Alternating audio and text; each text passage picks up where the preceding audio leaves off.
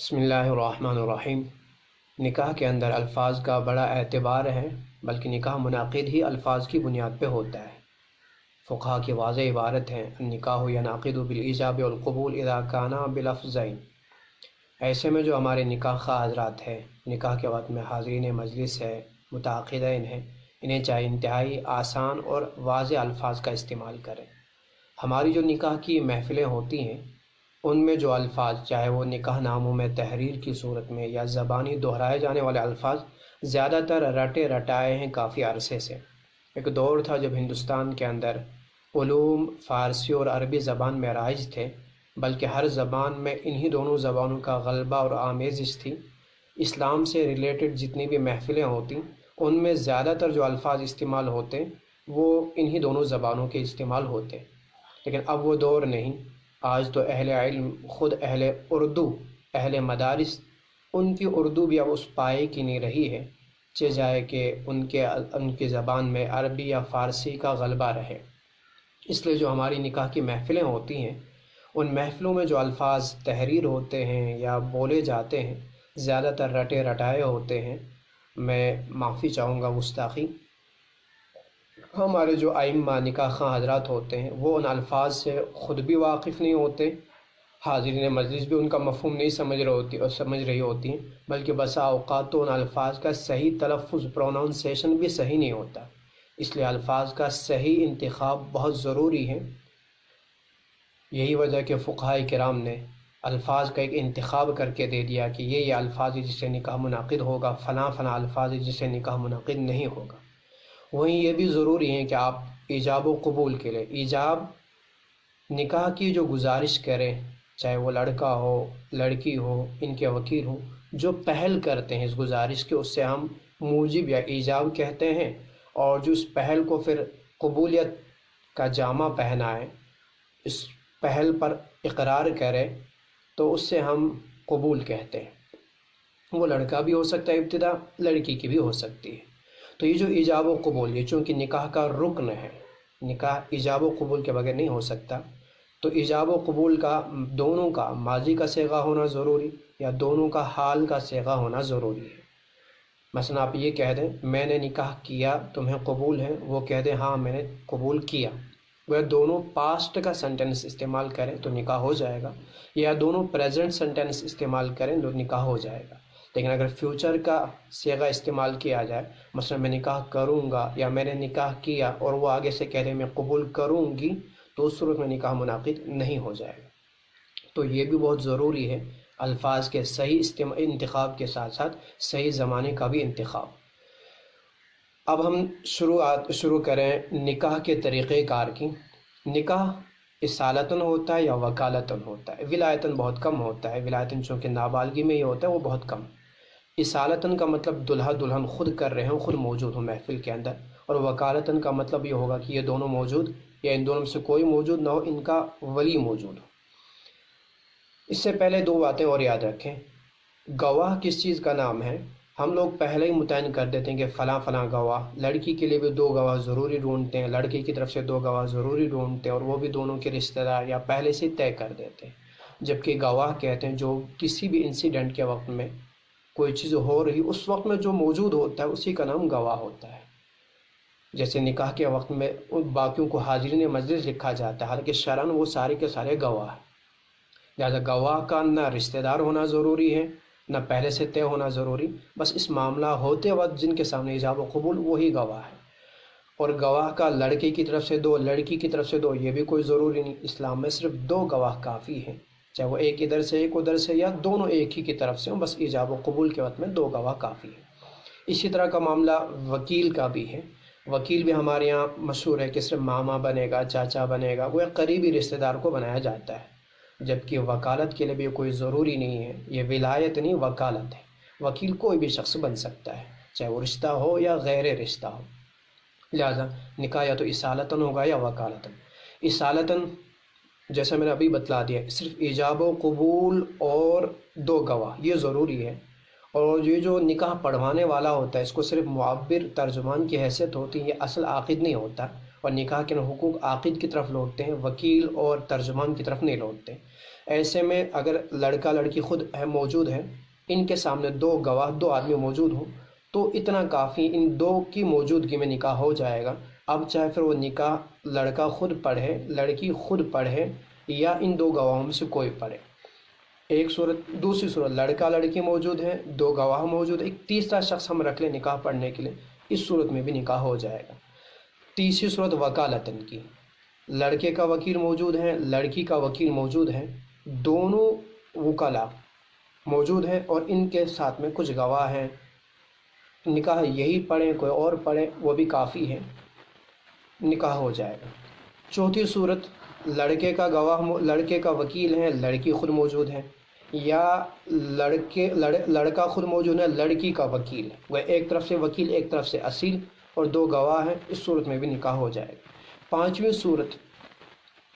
لڑکا خود موجود نہیں، لڑکی خود موجود نہیں، دونوں نے اپنی طرف سے کسی ایک ہی آدمی کو وکیل بنایا ہو، اور نکاح کے باب میں والواحد یتولی طرفی النکاح فی باب النکاح،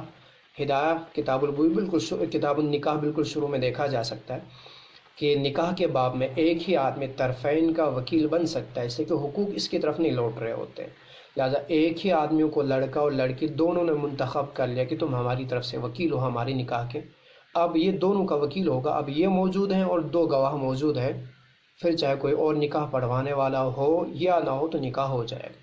نکاح کے اندر الفاظ کا استعمال ہم کس طرح کریں؟ سب سے پہلے ہم یہ کرتے ہیں کہ ہم خطبہ نکاح پڑھیں، نکاح خطبہ پڑھنے کے بعد اب ایک طرف لڑکے کے وکلا کو وکیل اور ایک طرف لڑکی کا وکیل رکھا جائے۔ اب شروعات آپ ادھر سے بھی کر سکتے ہیں ادھر سے بھی کر سکتے ہیں، آپ لڑکے سے پوچھ سکتے ہیں، لڑکے کے وکیل سے کہ آپ نے اپنے لڑکے سے اجازت مانگی، کون ہے کیا ہے، لڑکی سے بھی پوچھ لیں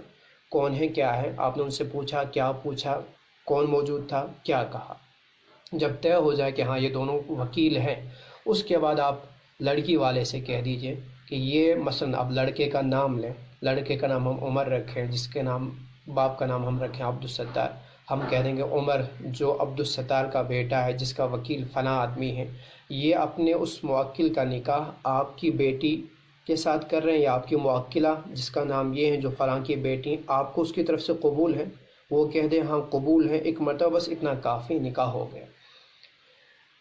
یا ادھر سے کریں آپ، چونکہ ہمارے یہاں کشمیری زیادہ بولتے ہیں اس لیے میں کشمیری میں بھی ان الفاظ کو دہراؤں۔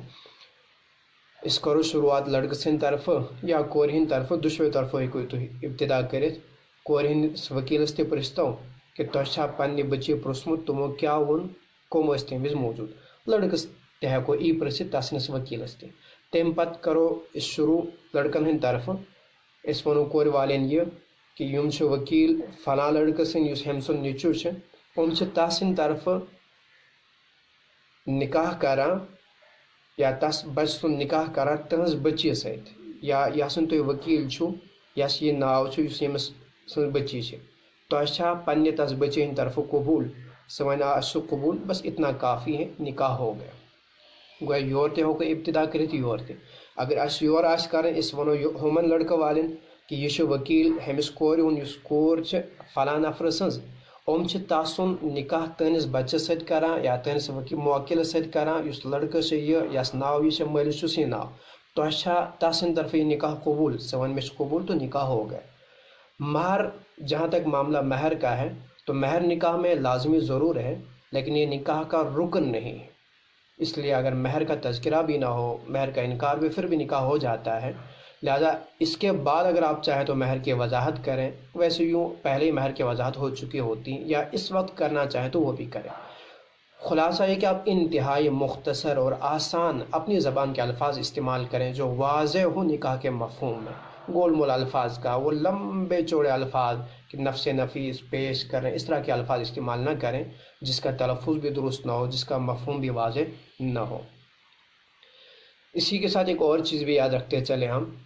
جو نکاح نامہ ہمارے یہاں رائج ہے آج کل، ایک نیا نکاح نامہ جس پہ استدعاء اور قبولیت نامہ، پہلے تو یہ استدعاء نکاح کی نہیں ہے، گزارش، نہ قبولیت نکاح کی ہو رہی ہوتی ہیں، یہ صرف ایک فنکشن ڈے، نکاح آپ جس دن یہ پروگرام منا رہے ہوتے ہیں آپ اس کی خبر دے رہے ہوتے ہو، اس خبر کو قبول کر رہے ہوتے ہیں، لہذا یہ کوئی ضروری غیر ضروری چیز ہے۔ مسلمان کی شان من حسن اسلام المرء ترکہ ما لا یعنی، اس طرح کی استدعاء ناموں کو تو رد کرنا چاہیے۔ میں اپنے نکاح خانوں سے بھی اور آپ نکاح کرنے والے عوام سے بھی گزارش کروں کہ وہ اس طرح کے نکاح ناموں کو قطعاً نہ خریدیں، وہ لے ہی نہ، یہ غیر ضروری ہے، یہ کوئی اہم نہیں، آپ خود دیکھ لیں اس میں آپ نہ نکاح کی گزارش کر رہے ہوتے ہیں نہ نکاح کو قبول کر رہے ہوتے ہیں، بلکہ صرف قبولیت آپ نکاح کے دن کی ان کو خبر کر رہے ہوتے ہیں، اور وہ قبول ایک زائد رسم اور ایک زائد خرچہ آپ پہ چڑھا دیا گیا ہے۔ اس کے بعد پھر اس کے الفاظ پھر وہی جو میں نے بتلا دیا، کافی عرصے سے رٹے رٹائے ہیں، میں سمجھتا ہوں نہ جانے یہ کس کی ذہنی اختراع ہے، شاید وہ خود بھی اس کے صحیح مفہوم کو واضح نہیں کر پائے اپنی ان عبارتوں کے اندر، لہٰذا اس استدعا نامے کو، قبولیت نامے کو بالکل سرے سے رد کر دیا جائے، یہ بیکار اور فضول ہے، اس کا نکاح سے کوئی تعلق نہیں ہے۔ جو آسان سمپل سے نکاح نامے آپ کے پہلے ہوتے تھے آپ انہی کو رکھ لیں، اور اگر آپ رکھنا ہی ہے آپ اس کو تو اس کے الفاظ انتہائی آسان کر دیے جائیں۔ تو فی الحال کے لیے چونکہ ہمارے اکثر نکاح خواہ حضرات کو دیکھا پریشان رہتے ہیں اس کو لکھنے میں کہ اس سے کہاں پہ کیا لکھا جائے، تو میں تھوڑا سا اس کا مختصر بتلا دوں کس پہ کیا لکھیں آپ۔ مان لیجئے یہ جو استدعا نامہ ہے یہ لڑکے کی طرف سے ہوتا ہے، قبولیت نامہ لڑکی کی طرف سے، اس میں اوپر جہاں روز سعید لکھا ہوگا، روز سعید لکھا ہے پہلا کالم، اس میں آپ نکاح لکھیں یا ولیمہ لکھیں۔ اس کے بعد پھر نیچے مسمى جہاں پہ لکھا ہے وہاں استدعا والا بیٹے کا نام لکھیں۔ اس کے بعد پھر جہاں وہ سن وغیرہ لگایا ہوا عربی اور فارسی، عربی اور انگریزی کا آپ سن تاریخ وغیرہ لگا دیں۔ نیچے لکھا ہوا المرقوم، مرقوم جس دن آپ نے اس فارم کو، اس استدعا نامے کو فل اپ کیا ہے آپ وہاں پر اس کو لکھ دیں، اس دن کی تاریخ کو لکھ دیں۔ اس کے بعد نیچے نیاز کیش جہاں لکھا ہوا ہے، نیاز کیش کا مطلب اس کو العارض ہم کہہ دیتے ہیں، جس نے یعنی لڑکے کا جو باپ ہے وہ وہاں پہ اپنا نام لکھیں۔ اسی طرح کا معاملہ قبولیت نامے میں روز سعید میں آپ وہی نکاح یا ولیمہ لکھیں یا مسند نشینی لکھیں، اس کے بعد بیٹی کا نام لکھیں، اس کے بعد انگریزی اور عربی تاریخ لکھیں، اس کے بعد المرقوم جو کالم دیا ہوا ہے اس میں جس دن آپ نے بھی اس قبولیت نامے کو فل اپ کیا ہے، لکھا ہے، آپ اس تاریخ کو لکھیں۔ اس کے بعد نیچے نیاز کیش میں لڑکی کا باپ چچا وہ اپنا نام لکھیں، ان میں سے کوئی تو جو قبول کر رہے ہیں۔ بہتر تو ہے کہ اس استدعا نامے کو